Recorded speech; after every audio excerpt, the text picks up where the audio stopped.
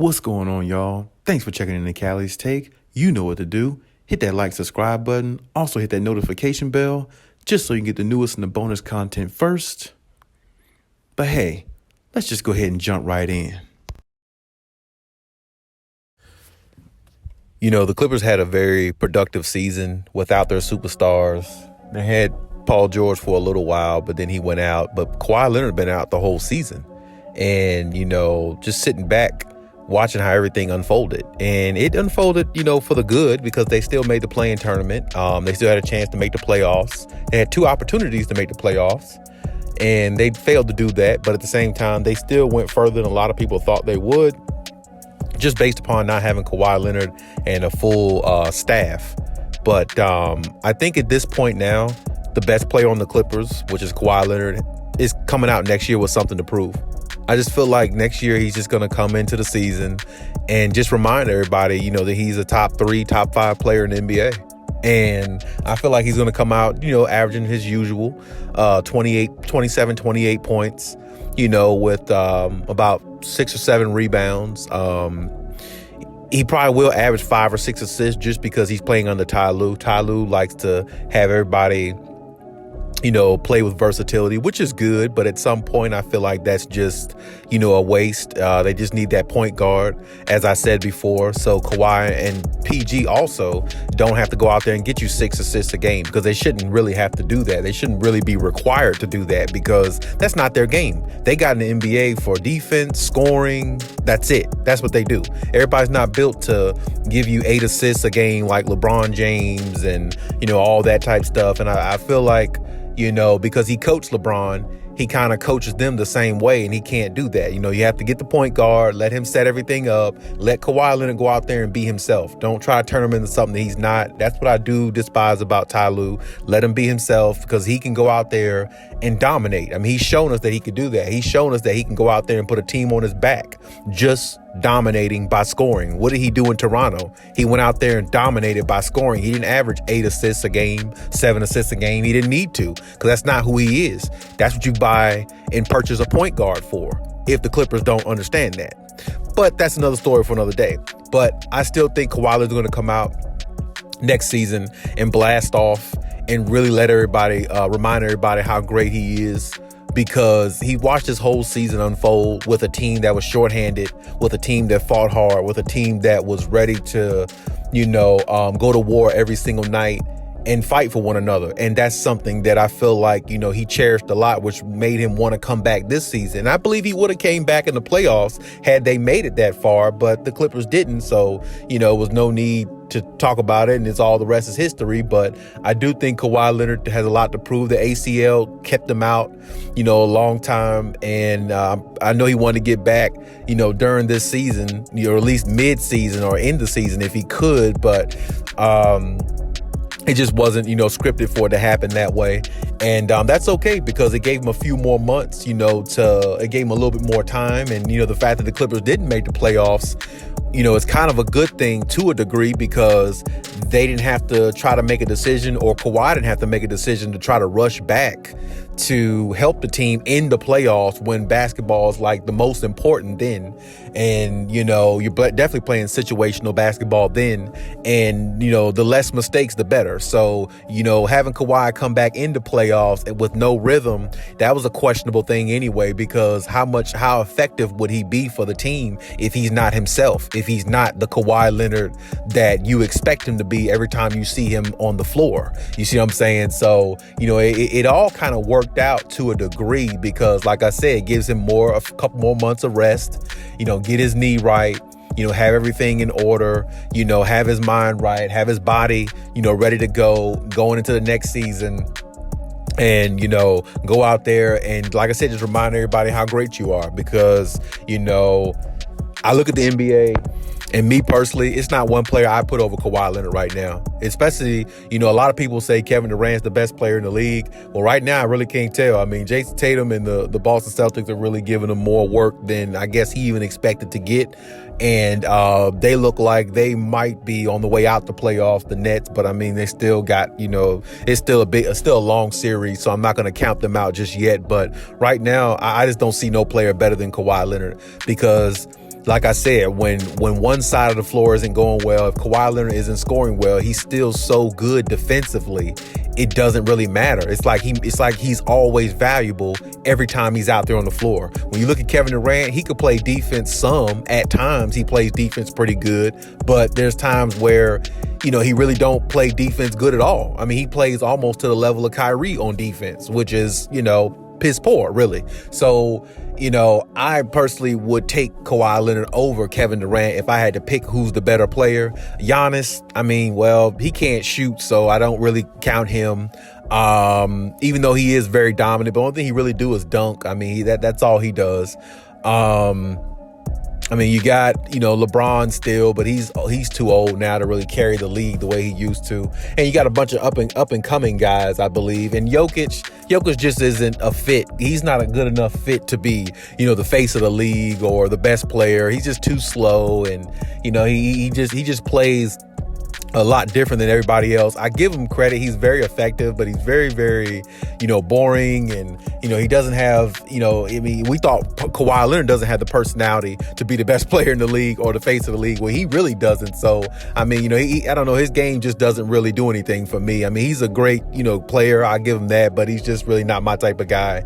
And I don't think he can be the best player in the league because, like I said, his teams, with Jamal Murray is 5th seed, 6th seed, 7th seed half the time, and, they got one little lucky win in the bubble. But other than that, who gives a damn about the Denver Nuggets or Jokic or anybody on there besides maybe Jamal Murray? People do like him, but I'm just saying, and really it's debatable between him and Jamal Murray who's the better player sometime, so on that team. So, or maybe now it's not, but it was. So my point is, to me, Kawhi Leonard really is the best player in the league when you think about it, because he dominates both sides of the floor, and no other player you could think of really dominates both sides of the floor the way he can. So when you look at that in its entirety, you got to give him at least that nod, or he's got to at least be in that conversation, because it's not many players you could put in the same stratosphere with him. Because when you talk about the best two-way player, he's got to be the best one. There can't be none in the league better than him, even though he hasn't played none this season, because he just affects the floor in so many different ways, and his value, his basketball IQ is so high that teams really can't figure him out. You see what I'm saying? And it makes him unguardable. Even Marcus Smart said, I think earlier this year, that Kawhi is one of the most unguardable people in the NBA. Probably the most unguardable. And this is coming from, Marcus Smart, the defensive player of the year, who just won the award. So what does that tell you? But in all essence, though, I do think Kawhi Leonard is going to come out with something to prove. And I, as I said before, I think the Clippers can, grab that number 1 seed if Kawhi Leonard's healthy and everybody's healthy on that team, because they're coming out with something to prove as a team, as a unit. And I think they're going to do it. I think they're going to make, a lot of noise. And I think that, Kawhi Leonard is possibly going to be in the MVP conversation, just as he really is every year, unless he, load managers or something like that, which, if he does do that, that's fine. But really, we all know if Kawhi Leonard wanted to win an MVP, he would have won one by now. All he has to do is just don't load manage and play pretty much predominantly the whole season, and his team would have a better record than what they end up with. And on top of that, like I said, he would average probably a little bit more points. Maybe 1 or 2 more points a game if he actually played maybe not all 82 games, but most of the games of the season, of course, So I definitely think he'll be an MVP candidate this season. Whether he wins it or not, who knows? But I definitely think he'll be an MVP candidate going into next season, because I just think that he wants to put this team on his back and, help carry them to a championship. And doing that, I feel like he's so highly motivated because he sat out a whole season and watched how everything unfolded with the team, and wishing he was there to help them along with Paul George, but it didn't end up that way, and it wasn't meant to be that way. And that's not the way the season ended. So there's no need to really harp on that too much. But I feel like the best player on the Clippers really has something to prove. And I feel like everybody else behind him has something to prove too, because I feel like this team really wants to show the world that they're not just the same old Clippers as they used to be. A lot of highlights, a lot of dunks, a lot of good promise, but no good end results. And that's what the Clippers always were. with Blake Griffin and Chris Paul. They had a lot of promise, a lot of high hopes, a lot of highlights, a lot of things like that, but no championships to show for it, or they never even made it to a finals. You see what I'm saying? So to me, the Clippers, if they at least make it to a finals this year, which I think bare minimum, that's what they need to do, that can set them apart from every other Clippers team in history, of course. So that bare minimum, that should be their goal, of at least make it to a finals. But the team they have, they should win it. They really need to win it. You know what I'm saying? And now, unless a team forms a big three, as I said, then, maybe things alter a little bit there, because a big three is just hard to beat. When you got three superstars on a team, that's just really hard to beat sometimes, especially if they got some type of chemistry. So, I definitely understand that. But, I definitely can't wait to see Kawhi coming into this upcoming season, because I think that, he's going to put his foot down on the league and let everybody know. I think him and the Clippers really just are, if they stay healthy, they're going to run through the league, if you ask me. I think they're going to be the number one seed. I think they're going to run through the league. I think they're going to have a lot of, they're going to have a lot of moments where, they might be in tight games and things like that, but I feel like you'll see them evolve as a team more and more as the season goes, because with the role players that they have and the understanding that the role players have, they are a really dangerous team, because the role players got so much experience because the superstar players were out. It's almost like everybody feels comfortable in their own skin on that team.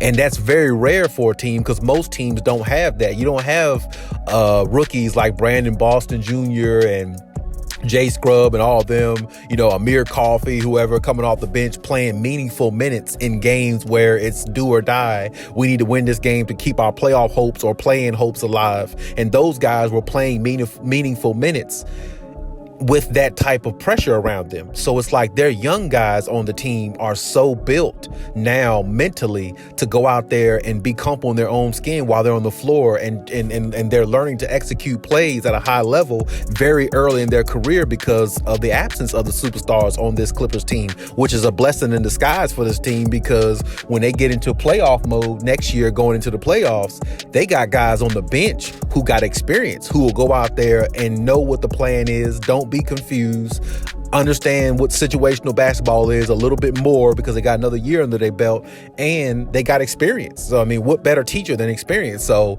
the Clippers are really loaded with talent, basketball IQ, wisdom with the coach, and one of the best players in the league. So it's like, when you put all that together, if they're healthy, they're definitely a number one seed, number two seed, bare minimum.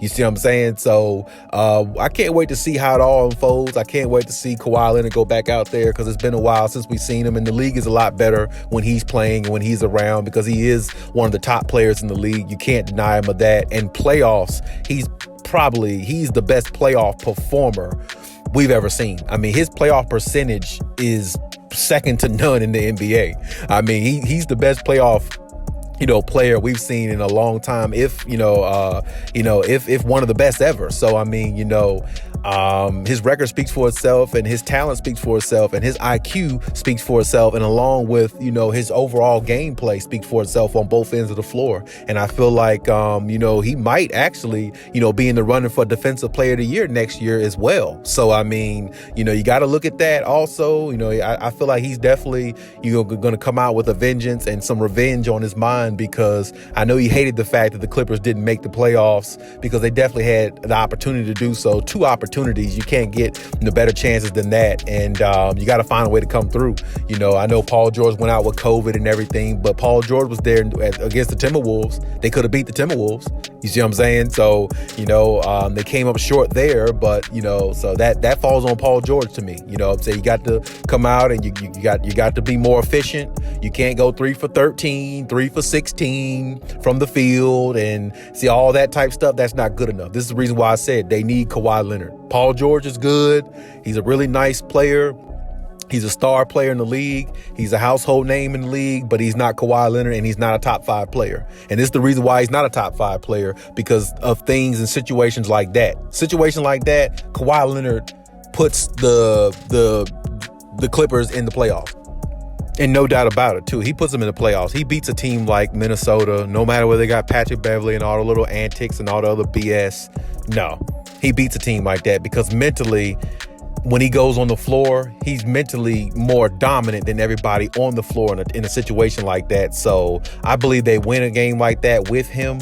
And even without Paul George, they would have won a game like that. They had Kawhi Leonard, I believe. I don't know, because he's just more dominant mentally, and he strikes more fear into players rather than players actually being buddy-buddy with him, because he just doesn't play that way. He plays more with the Kobe Bryant mentality and the Michael Jordan mentality, which, gives him the advantage over a lot of players, even LeBron James. I mean, that's the reason why LeBron James' Achilles heel or kryptonite is Kawhi Leonard. Everybody knows that.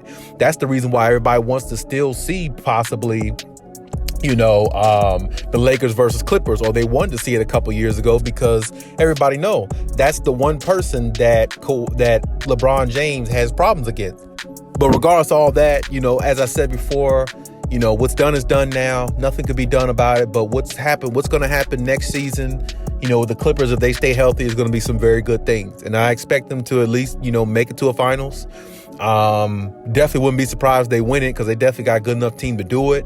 But I expect them to go pretty far if, pending on health. I really do. So, and with Kawhi Leonard being back, the crew is back. Everybody will come back, I'm saying, hopefully. And Ty Lue wants everybody to come back, but we'll have to see what trades or something like that might happen, this offseason. But, for the most part, I think everybody's going to come back, maybe with the exception of maybe a few players. Who knows? But we'll have to see, how that pans out. But definitely a good season for the Clippers next year if they can stay healthy. Definitely some fireworks there. And I think they're going to a new arena too, I believe. So, I mean, that'll definitely, be a highlight also for their, team and everything like that. So definitely can't wait to see Kawhi Leonard next year. Definitely can't wait to see this team next year and how they fare, because I definitely think Kawhi Leonard is going to have them motivated, just with him being out there and himself being motivated, because he missed so much time this year, missed all this year, didn't have an opportunity to go out there and be on the floor and show his talents as he usually does. And I know he missed being in the playoffs, because he's a huge playoff performer. And I think next year is going to be a redemption year for him and for the team. And hopefully they get to the destination, which is a championship. But hey, that's my take on everything. You leave any comments in the comment section as always. And hey, Khaliis out.